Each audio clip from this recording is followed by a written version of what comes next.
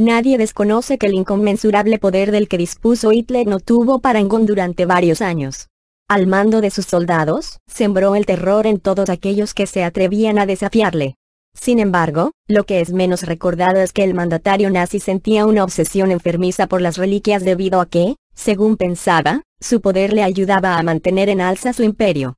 Entre otros, uno de los objetos que deseaba tener entre sus manos era la lanza de Longinos, el arma que un soldado romano clavó a Jesucristo en la cruz y cuya leyenda afirmaba que su poseedor no perdería jamás una batalla a la búsqueda de las reliquias. Ese arma, también conocido como la lanza del destino, no fue el único objeto que Adolf Hitler trató desesperadamente de encontrar, sino que en su lista también se encontraban reliquias de tal calibre como el Arca de la Alianza o el Santo Grial. Sin duda, las obsesiones del líder alemán parecen más bien propias de un guión de las populares películas de Indiana Jones. ¿Qué se sabe de la lanza? Lo que se sabe de la lanza viene otorgado por los evangelios, como bien explica el periodista e historiador Jesús Hernández en su libro, Enigmas y Misterios de la Guerra Mundial, el cual presenta en su blog. La primera referencia es, lógicamente, la que aparece en la Biblia. Según el Evangelio de San Juan, el único escrito por un coetáneo de Jesús, un soldado romano atravesó su cuerpo con una lanza para certificar su muerte. Y es que, al ser viernes, era necesario que los presos murieran rápidamente en la cruz para así evitar que agonizaran durante el sábado, día sagrado para los judíos. Por ello, los romanos quebraron las piernas de los dos crucificados junto a Jesús para asegurarse de que morían en un corto período de tiempo. Sin embargo, al llegar a Cristo, y como le vieron aparentemente muerto, le clavaron una lanza para certificar su fallecimiento. Concretamente, y según San Juan, fueron pues, los soldados y quebraron las piernas del primero y del otro crucificado con él. Pero al llegar a Jesús, como lo vieron ya muerto, no le quebraron las piernas, sino que uno de los soldados le atravesó el costado con una lanza y al instante salió sangre y agua.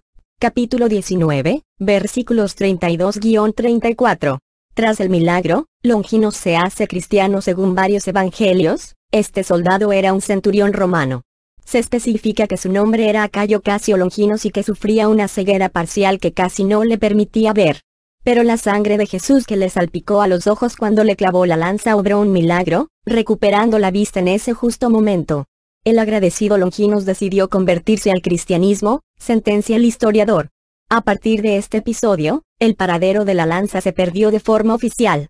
La lanza en manos nazis, sin embargo, lo que realmente atrajo a Adolf Hitler de este objeto fue precisamente la historia más desconocida y la leyenda que acompañaba a la reliquia, la cual afirmaba que, quien la sostenga en sus manos, sostendrá, para bien o para mal, el destino del mundo. Sin duda, la posibilidad de poder tener a sus pies a toda la humanidad gracias a la lanza del destino, no pasó desapercibida para el líder nazi, para el que todas las ayudas militares eran pocas. El poder de la lanza. Hitler había leído de hecho todas las leyendas conocidas sobre la lanza, la mayoría de las cuales atribuían un inconmensurable poder a su poseedor. Sin embargo, y según cuentan otras versiones, el artefacto tenía también una terrible maldición, pues el que se separaba de ella solía sufrir la más amarga de las derrotas en combate o incluso la muerte. La tradición afirma que en el año 732 el general Carlos Martel la sostuvo cuando derrotó a los árabes en la batalla de Poitiers. El propio Carlomagno, nieto de Carlos Martel, combatiría en un total de 47 batallas sin conocer nunca la derrota, pero murió poco después de que la reliquia se le cayese accidentalmente, explica en su libro Hernández.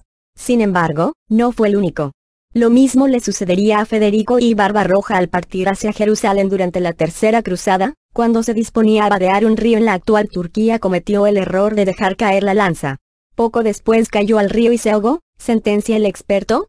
A pesar de todo, los nazis no dejarían escapar el poder que les podría otorgar esta reliquia que finalmente, y gracias al destino, acabó presuntamente en Viena. La obsesión de Hitler, según narra Hernández en su libro, Hitler dio con la lanza por casualidad en 1912, cuando no era más que un pintor fracasado que intentaba malvender sus acuarelas por los cafés de Viena. Su futuro artístico se le mostraba incierto, al haber suspendido el examen de ingreso para la Escuela de Bellas Artes. Su futuro personal tampoco era demasiado halagüeño, malvivía en pensiones y residencias, y solo con suerte conseguía comer una vez al día, determina el historiador.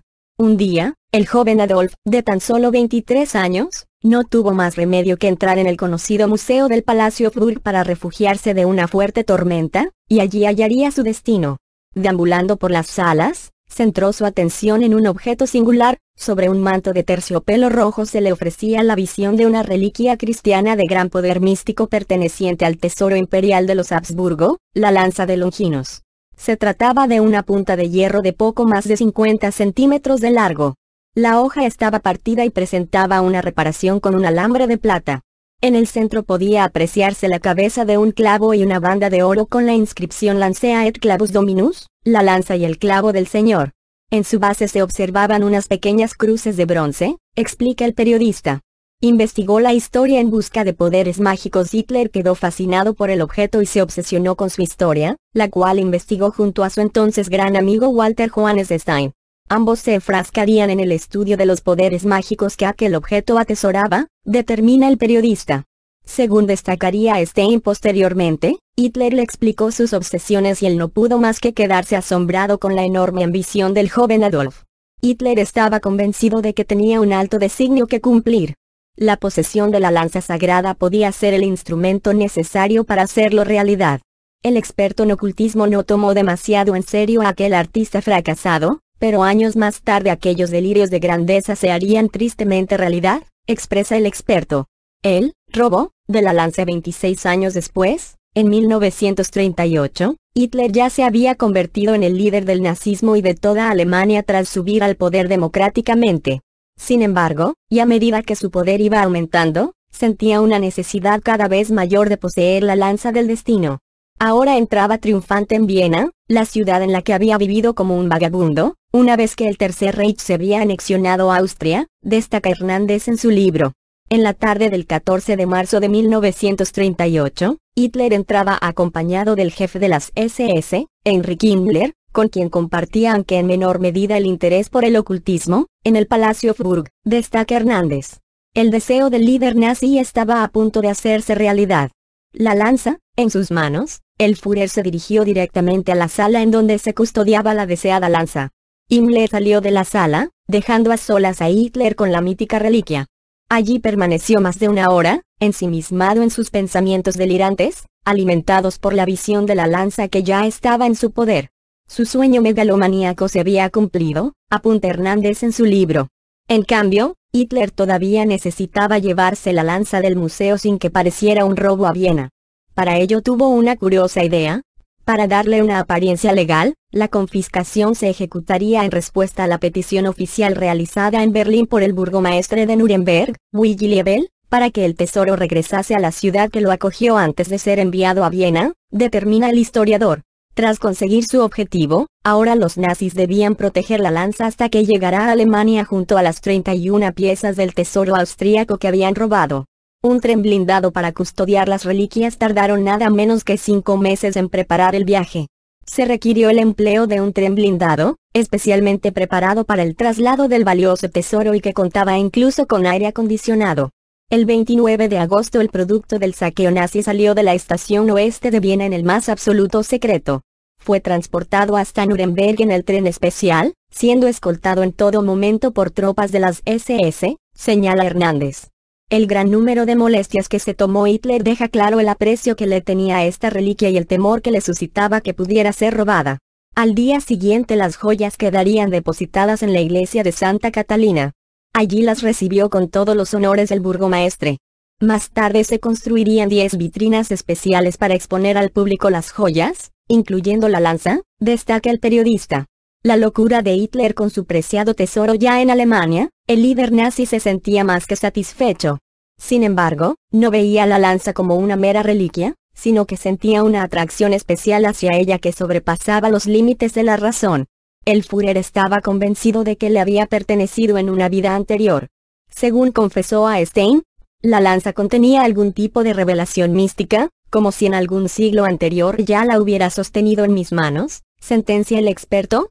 Pero no solo eso, Hitler también tenía ensoñaciones en las que creía ser la reencarnación de un señor feudal del siglo IX. Se refería a un personaje llamado Landulfo II de Capua, que fue excomulgado por el Papa por sus conocimientos sobre magia, y que se mostró también fascinado por el poder que emanaba de la lanza, destaca Hernández. Sin duda, Su obsesión por el artefacto no era ni mucho menos normal. En cambio, Jesús Hernández tiene su propia teoría sobre este hecho.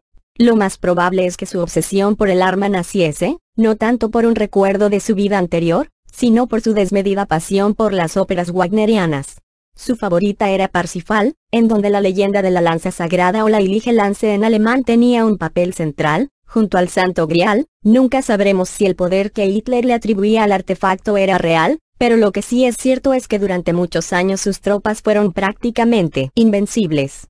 Allí donde combatieran, sus tanques, Panzers, no tenían rival y sus soldados arrasaban la tierra por la que pasaban. ¿Sería cosa de la lanza? Los americanos y la lanza, sin embargo, y como bien apunta el historiador, su poder debió remitir a partir de 1942, pues las tropas alemanas tuvieron que retirarse en la mayoría de los frentes.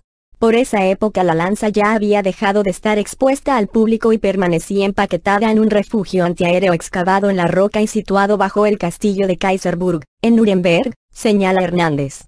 Su estancia en el refugio sería breve. El 31 de marzo de 1945, ante el avance de las tropas aliadas por territorio germano, Lebel creyó que el refugio no ofrecía suficiente protección y decidió guardar las piezas más valiosas, entre las que figuraba la lanza en cajas de cobre soldadas, que fueron depositadas en una recámara del búnker de la Panierplatz, procediendo luego a tapiar la entrada, sentencia el experto. Los americanos consiguieron arrebatar el tesoro a Hitler, pero por mucho que hicieran los alemanes, el destino de la lanza estaba más que sellado, ya que, por estas fechas, Nuremberg se encontraba sitiada por los aliados, entre los que se encontraba la veterana división Thunderbird, que durante 4 días combatió contra 22.000 miembros de las SS dispuestos a morir por defender la ciudad. Una vez que se tomó Nuremberg, le tocaba a los americanos descubrir dónde se encontraban las piezas más valiosas de la colección nazi, y ningún superviviente estaba dispuesto a dar información. De hecho, la fuente más fidedigna, Lebel, había fallecido. Los aliados encargaron la búsqueda a uno de sus hombres más valiosos. El teniente Walter H. Horn fue el encargado de averiguar el paradero de la parte más importante del tesoro de los Habsburgo. Horn no lo tuvo nada fácil. Las versiones de lo ocurrido arrojadas por los interrogatorios eran en su mayoría contradictorias, señala el experto.